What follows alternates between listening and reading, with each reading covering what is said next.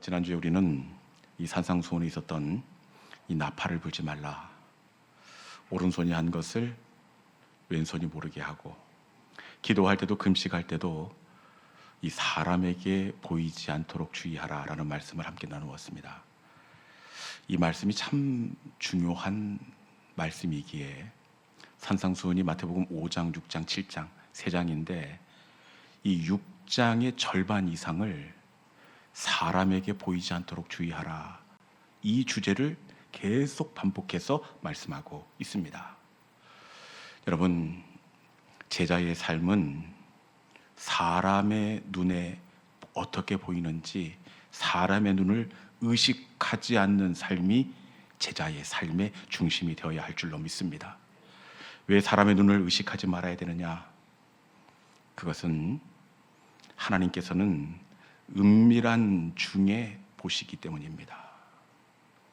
하나님은 은밀한 중에 보시고 은밀한 중에 갚으시는 하나님이십니다. 은밀한 중에 갚으신다는 것은 나도 모르는 사이에 갚으신다는 의미입니다. 은밀한 중에 갚으신다는 것은 내게 꼭 맞는 복으로 갚아주신다는 의미입니다. 그런데 이 복을 언제 받는다고 말씀하십니까? 오른손이 한 것을 왼손이 모르게 하라. 나팔을 불지 않을 때 우리 주님께서 은밀한 중에 갚으신다, 이렇게 말씀하십니다. 여러분, 혹시 나의 섬김과 헌신을 사람이 몰라준다면 이제는 더 기뻐할 수 있기를 주님의 이름으로 권면합니다. 왜냐? 하나님께서 갚아주시기 때문에 그래요. 사람이 알아주면 입에 바른 건조한 칭찬 몇 마디로 끝나지만 은밀하게 행하면 하나님이 알아주시고 하나님께서 갚아주십니다. 여러분, 사람이 어떻게 보는지 거기에 마음 쓰지 마시고 은밀한 중에 갚아주시고 은밀한 중에 보시고 은밀한 중에 내게 꼭 맞는 은혜로 채워주시는 하나님 바라보면서 사람에게 보이지 않도록 주의하는 예수님의 참 제자들이 될 수 있기를 주님의 이름으로 축원합니다. 오늘 우리가 나누게 될 말씀은 예수님께서 제자들을 전도의 현장으로 파송하실 때 하셨던 이 파송 설교를 배경으로 하고 있습니다. 저희들도 전도대를 파송하기 전에 경건회 하고 기도회 하고 그리고 말씀으로 이렇게 힘을 주지 않습니까? 예수님께서도 제자들을 전도의 현장에 보내시는데 현장에 나아가는 제자들에게 예수님께서 말씀을 주십니다. 전도대를 파송하시면서 가장 먼저 무슨 말씀을 하시느냐? 너희들 아무것도 가지지 말라. 돈도 가지지 말고 전대도 가지지 말고, 그리고 이 여벌옷도 지팡이도 가지지 말라, 이렇게 말씀하고 있습니다. 전도의 현장에 가는데 왜 가지지 말라 이렇게 말씀하고 있는 것일까요? 한번 너희들 돈도 없이 지팡이도 없이 고생하고 또 염려해보고 맛 좀 봐라, 이런 의미로 예수님께서 아무것도 가지지 말라 이렇게 말씀하셨던 걸까요? 그렇지 않습니다. 아무것도 가지지 말라고 한 것은 여러분, 돈을 가지면 주님을 잃어버리기 때문에 그렇습니다. 우리는 돈이나 지팡이가 있으면 더 주님을 의지하고 더 주님께 붙어 있을 것 같은데, 여러분, 돈이나 지팡이가 있으면 돈은 있지만 그 전도대의 손에 주님의 손이 없기 때문입니다. 지팡이는 있지만 주님의 능력을 놓치기 때문에 우리 주님은 아무것도 가지지 말라 이렇게 말씀하고 있습니다. 여러분, 저는 우리 교회가 주님을 놓치지 않는 교회가 되기를 소망합니다. 왜냐? 주님의 손이 있으면 물질도 얻게 되어 있고, 주님의 손이 함께 하시면 성령의 역사도 나타나고, 주님의 손이 함께 하면 부흥의 은혜도 누릴 수 있기 때문입니다. 우리 교회가 전대를 붙잡는 교회가 아니라 주님의 능력을 붙잡는 교회 될 수 있기를 주님의 이름으로 축원합니다. 아무것도 가지지 말라. 그리고 그 다음에 예수님께서 어떤 말씀을 연이어 제자들에게 들려주시느냐? 우리 마태복음 10장 16절에 있는 말씀, 이 말씀 같이 한번 읽어보도록 하겠습니다. 아무것도 가지지 말라. 그리고 연이어서 어떤 말씀을 제자들에게 들려주고 있는지 마태복음 10장 16절에 있는 말씀입니다. 같이 한번 읽어볼까요? 자, 시작.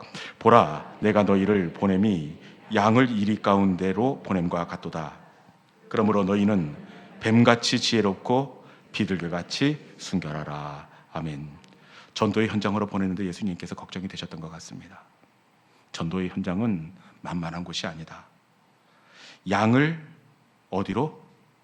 이리 가운데로 보냄과 같도다. 제자들이 양이고 전도의 현장이 이리가 있는 정글입니다. 여러분, 양을 이리 가운데로 보내면 양이 살아남을 수가 있겠습니까? 전도의 현장이 아주 살벌하고 아주 아슬아슬한 외줄 타기와 같은 상황이다. 제자들에게 전도의 현장이 양을 이리 가운데로 보냄과 같아. 이렇게 말씀하십니다. 그러면서 제자들에게 너희는 어떻게 하라? 뱀같이 지혜롭고 비둘기같이 순결하라.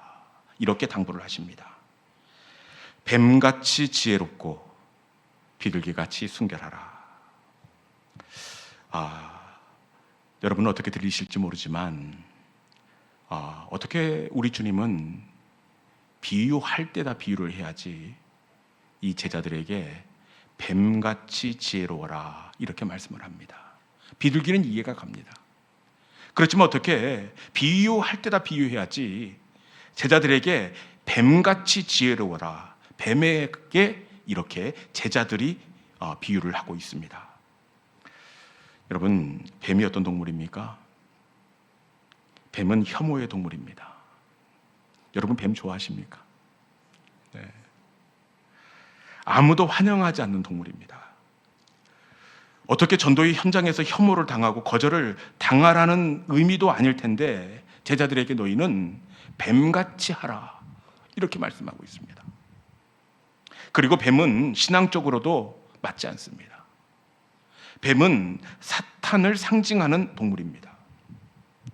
창세기에도 이 뱀은 사탄으로 나오고 성경의 마지막 장인 요한계시록에서도 이 뱀은 옛뱀 마귀라고 부르고 있습니다. 성경을 봐도 그렇고 신앙인의 정서로 봐도 그렇고 뱀은 여러분 부정적인 동물입니다. 그런데 우리 예수님은 제자들을 향해서 양을 이리 가운데로 보냄과 같도다. 전도의 현장으로 보내시는데 왜 많고 많은 동물 중에 뱀같이 하라 이렇게 당부하고 있는 것일까요? 왜 그럴까요? 그것은 뱀을 강조하는 말씀이 아닙니다. 이 말씀은 뱀같이 지혜롭고, 이 말씀은 뱀이 아니라 뱀같이 지혜롭고 지혜의 방점이 찍혀 있는 겁니다. 뱀같이 지혜롭고 지혜에 있어서만큼은 뱀같이 지혜로워라. 지혜의 방점이 찍혀 있는 겁니다. 뱀이 진짜 지혜가 있습니다. 여러분들은 그냥 대놓고 혐오하고 고개를 돌리는데 뱀은 진짜 지혜가 있습니다. 뱀 중에 위기를 만나면 죽은 척 연기를 하는 뱀이 있습니다. 지난 연말에 연기 대상 죽은 척 1등한 뱀을 제가 사진으로 찍어 왔는데 이 돼지코 뱀이라는 이 뱀인데 이 정도입니다. 연기를. 여러분 이거 죽었겠습니까? 살았겠습니까? 살았습니다. 위험한 상황을 만나면 이 뱀은 이 적에게 그 관심과 주의를 흐트리기 위해서 일부러 입을 벌리면서 죽은 척을 합니다. 심지어 이 꼬리를 물어도 전혀 요동을 하지 않고 죽은 척을 합니다. 뱀은 지혜롭습니다. 그리고 어떤 뱀은 얼마나 지혜로운지 완벽하게 자기 몸을 위장을 합니다. 자, 보십시오. 뱀 찾으셨습니까? 이 사막에 사는 뱀인데 이 뱀은 지혜롭게 주변에 있는 색깔과 자기 몸을 위장을 해서 보호색을 해서 이렇게 감쪽같이 이렇게 숨기도 합니다. 우리 주님이 뱀을 말씀하시면 이렇게 지혜에 있어서만큼은 뱀같이 지혜로워라. 지혜를 강조하기 위해서 뱀을 제자들에게 엇대어 말씀하고 있습니다. 여러분, 왜 뱀같이 지혜롭게 하라고 하시느냐? 지혜가 있으면 이리 가운데 떨어져도 살아남을 수 있기 때문입니다. 양이 이리 가운데 들어가서 살아남을 수 있는 유일한 방법은 지혜밖에는 없습니다. 지혜가 있으면 살아날 수가 있습니다. 그래서 뱀같이 지혜로라 이렇게 말씀합니다. 여러분, 지혜가 있으면 살아남을 수가 있습니다. 다윗이 블레셋 왕 앞에서 살아난 건 역시 마찬가지입니다. 다윗이 이 블레셋에게 붙잡히게 되는데 이게 뭐 어떻게 수풀에 숨은 것이 아니라 포박되어서 블레셋 아기스 앞에까지 붙잡혀 와 있습니다. 군인들의 손에 완전히 붙잡혀서 왕의 명령만 남겨져 있습니다. 여러분, 블레셋에게 다윗은 철천지원수입니다. 다윗이 아무리 빠져나가려고 하더라도 다른 나라는 몰라도 블레셋 사람들은 다윗을 단번에 알아차리게 되어 있습니다. 왜 그렇습니까? 다윗이 골리앗을 죽였는데 골리앗을 나라가 어디입니까? 블레셋입니다. 자기의 전쟁 영웅을 죽인 다윗이기 때문에 다윗의 얼굴을 다 알고 있고 다윗이 빠져나가려고 해도 도저히 빠져나갈 수 없는 상황 가운데 완전히 포박되어 있습니다. 그런데 양을 이리 가운데 보는 것 같은 이 상황 가운데에서 다윗이 어떻게 하느냐? 다윗이 지혜를 발휘합니다. 그들 앞에서 미친 채 하고 대문짝에 손톱을 긁으면서 침을 수염에 흘리고 미친 사람 행세를 합니다. 왜 미친 사람 행세를 이렇게 연기를 하게 되느냐? 성서 주석학자들의 연구에 따르면 당시 블레셋 왕에게 아들이 있었는데 이 아들이 정신이 온전치 못했다라고 이야기합니다. 블레셋 왕 아기스는 아들 때문에 얼마나 힘들고 마음이 어려웠던지 정신이 불안정한 이 사람만 봐도 이 아들 때문에 이 노이로제가 걸렸습니다. 다윗이 이것을 캐치해낸 것입니다. 이것을 알아차리고 다윗이 지혜를 발휘하게 된 것입니다.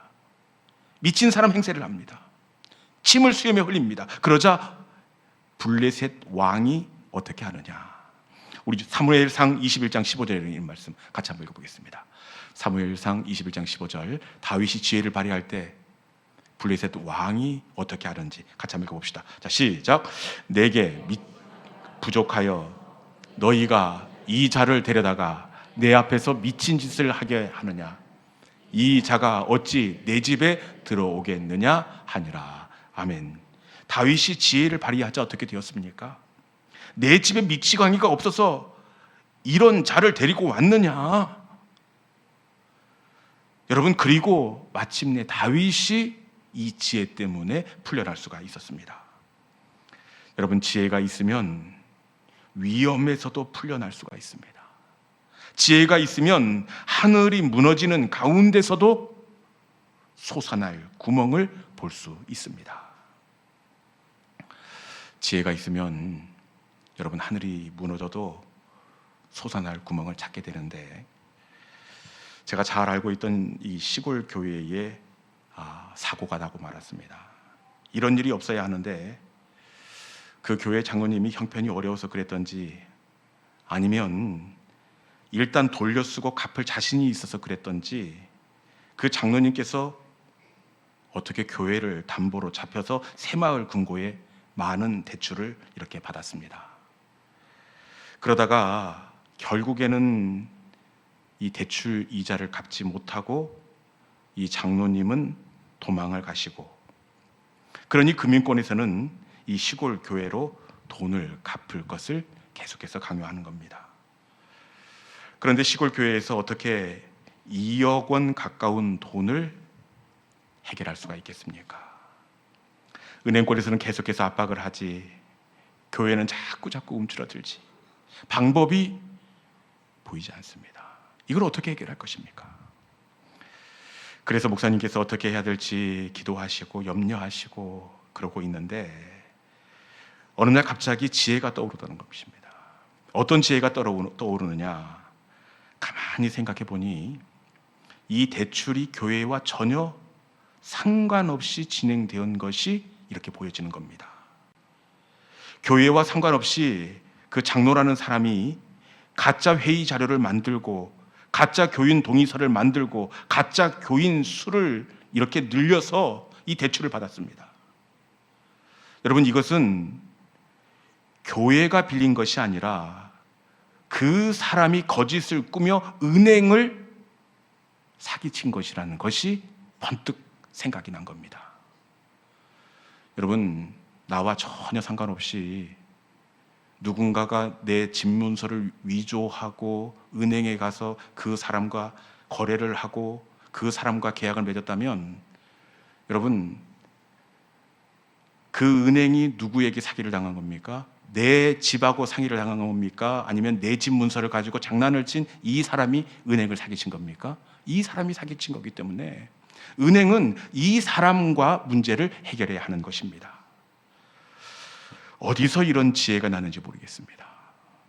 그리고 결국은 교회와 상관없이 그분이 은행을 사기친 것으로 소송의 방향이 바뀌게 되었습니다. 여러분, 지혜가 있으면 하늘이 무너져도 이 솟아있는 구멍이 보이게 되어 있습니다. 지혜로운 성도가 될 수 있기를 주님의 이름으로 축복합니다.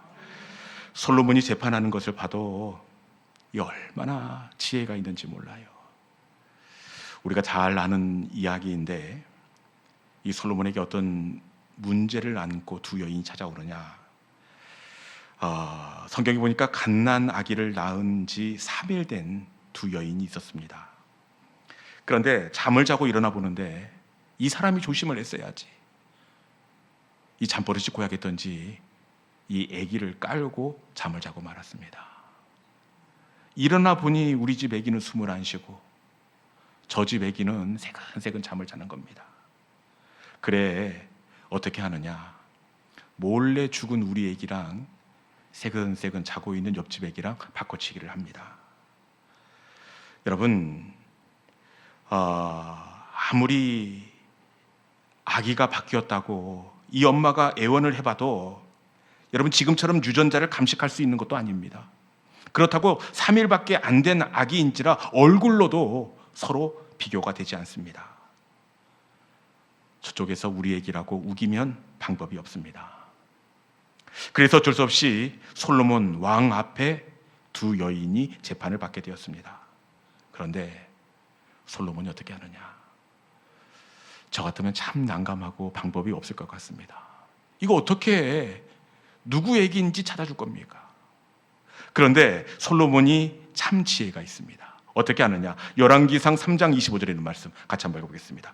열왕기상 3장 25절입니다. 자, 시작. 왕이 이르되 사나이를 둘로 나누어 반은 이 여자에게 주고 반은 저 여자에게 주라. 아멘. 솔로몬이 어떻게 합니까? 아이를 둘로 나눠서 반은 이 여자에게 주고 반은 저 여자에게 주라. 여러분, 그러면 진짜 애기 엄마는 어떻게 하겠습니까? 말씀해 보니까 마음이 불붙는 것 같아서 내 주여 죽이지 마소서. 마음이 불붙는 것 같아서 내 주여 저 사나이를 저 여자에게 주시고 제발 아기를 살려주옵소서. 진짜 엄마는 이렇게 나오는데 가짜 엄마는 어떻게 합니까? 말씀해 보니까 내 것도 되게 하지 말고 저 사람 애기도 되게 하지 말고 반으로 갈라라. 여러분, 누가 진짜 엄마인지 바로 나온 건 아닙니까? 내 것도 되게 하지 말고 저 사람 애기도 되게 하지 말고 똑같이 반으로 잘라서 나눠주십시오. 여러분, 솔로몬이 안 풀릴 것 같은 억울한 일을 금방 풀 수 있었던 것은 지혜가 있었기 때문입니다. 지혜가 있으면 남들이 풀지 못하는 문제도 해결할 수가 있습니다. 여러분, 가장 귀한 복은 지혜입니다. 이 저녁에 지혜로운 마음이 저와 여러분 가운데 임하기를 주님의 이름으로 축복합니다. 그러면 어떻게 지혜로운 성도가 될 수 있느냐? 어떻게 지혜로운 성도가 될 수 있을까요? 저도 지혜롭고 싶고 여러분들도 솔로몬처럼 그리고 다윗처럼 지혜로운 사람이 되고 싶지 않습니까? 우리가 어떻게 지혜로운 사람이 될 수 있느냐? 학교에 가서 많이 공부를 한다고 지혜롭지 않습니다. 그것은 지식이 더해지는 겁니다. 지식과 지혜는 다릅니다. 어떻게 지혜로울 수 있느냐? 그것은 지혜를 달라고 하나님 앞에 기도해야 합니다. 제 이야기가 아니라 야고보서 1장 5절에 있는 말씀 같이 한번 읽어봅시다. 어떻게 우리가 지혜를 얻을 수 있느냐? 야고보서 1장 5절. 자, 시작. 너희 중에 누구든지 지혜가 부족하거든 모든 사람에게 후히 주시고 꾸짖지 아니하시는 하나님께 구하라. 그리하면 주시리라. 아멘. 지혜를 얻기 위해서 어떻게 하라고 말씀하십니까? 후히 주시는 하나님께 구하라. 그리하면 주시리라. 지혜를 얻기 위해서 구하라. 기도하라 말씀하십니다. 그런데 위로가 되는 것은 어떤 그 범주를 정해놓고 있습니까? 누구든지. 자격이 있는 것이 아니라 나이가 있는 것도 아닙니다. 누구든지 구하면 꾸짖지 아니하시고 어떻게 주신다고요? 후히 주시겠다 이렇게 말씀합니다. 여러분, 위로부터 오는 지혜는 후히 주시는 하나님께서 주실 때에 지혜로울 수가 있습니다. 여러분, 지혜를 간구하는 여러분 될 수 있기를 축원합니다. 앞서 나누었던 이 다윗이 블레셋 왕 아기스 앞에서 미친 척하는 연기를 하는 그 지혜가 어떻게 다윗에게 올 수 있었느냐? 저희는 순간적인 재치로, 순발력으로 그 지혜를 다윗이 생각해내지 않았을까 이렇게 생각할 수 있습니다. 그런데 진짜로 다윗의 순발력과 재치로 그 지혜로운 연기를 했을까요? 당시의 상황을 지내고 난 다음에 다윗이 지은 시편이 34편입니다. 다윗이 어떻게 이 긴박한 상황 가운데에서 지혜와 기지를 발휘할 수 있었느냐? 시편 34편 6절에 있는 말씀 같이 한번 읽어보겠습니다. 어떻게 다윗이 이 지혜와 기지를 발휘할 수 있었는지 시편 34편 6절입니다. 읽어볼까요? 자, 시작. 이 곤고한 자가 부르짖음에 여호와께서 들으시고 그의 모든 환난에서 구원하셨도다. 아멘. 다윗이 어떻게 지혜로운 생각을 하게 되었습니까? 공고한 자가 여호와께 부르짖음에. 다윗이 이 상황 가운데에서 하나님 어떻게 해요? 하나님 답이 보이지 않아요. 공고한 자가 부르짖음에 다윗이 지혜를 달라고 부르짖었습니다. 부르짖을 때에 하나님은 보이지 않던 블레셋 왕의 아들을 보게 하셨습니다. 부르짖을 때 다윗에게 지혜로운 생각을 하나님께서 불어넣어 주셨습니다. 여러분, 지혜는 기도할 때 후히 주시는 하나님께로부터 주어지게 되어 있습니다. 솔로몬이 앞서 말씀드렸던 이 두 여인의 재판을 지혜롭게 잘 행하게 됩니다. 솔로몬이 이렇게 지혜로울 수 있었던 건 역시 이 지혜가 학교에서 온 것이 아닙니다. 솔로몬의 지혜도 어디로부터 왔느냐? 그건 역시 하나님께로부터 왔습니다. 솔로몬이 1000번제를 드리고 하나님께서 솔로몬에게 묻습니다. 내가 내게 무엇을 줄고? 이때 하나님이 솔로몬에게 지혜를 주셨기에 솔로몬은 지혜의 왕이 될 수 있었습니다.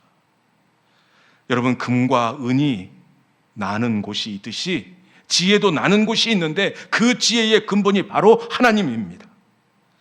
여러분, 하나님께서 뭐라고 말씀하십니까? 너희 중에 누구든지 지혜가 부족하거든 모든 사람에게 후히 주시고 꾸짖지 아니하시는 하나님께 구하라. 그러면 주시리라.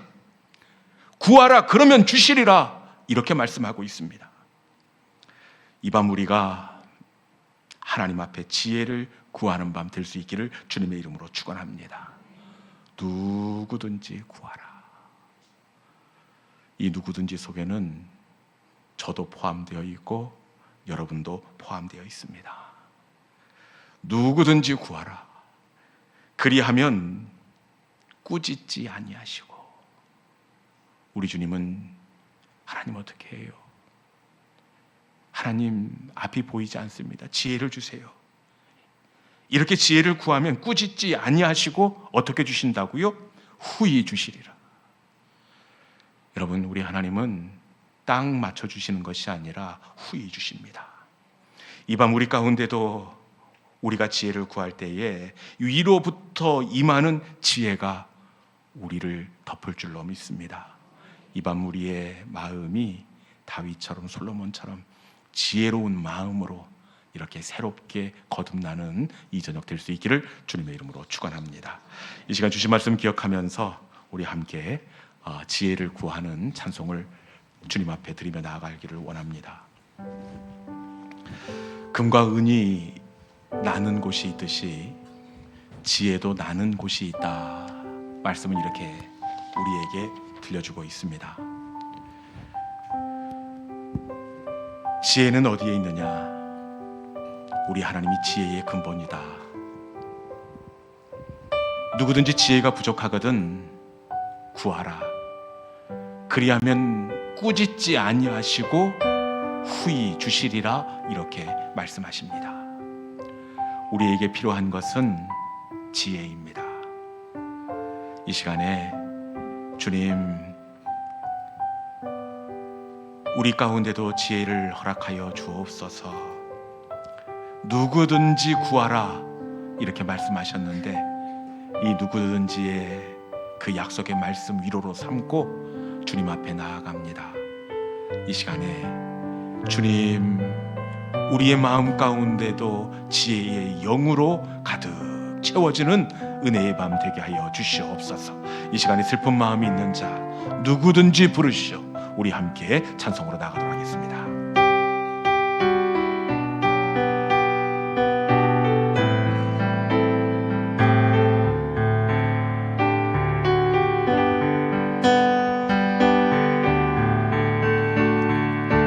슬픈 마음 있는 자, 몸과 영혼 병든 자 누구든지 부르시오. 예수 이름 부르시오.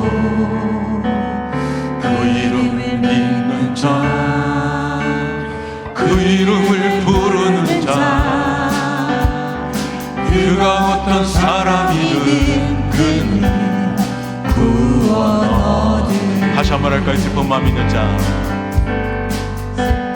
슬픈 마음 있는 자, 몸과 영혼 병든 자 누구든지 부르시오. 예수 이름 부르시오. 그 이름을 믿는 자, 그 이름을 부르는 자, 그가 어떤 사람이든 그는 구원 얻으리. 예수 예수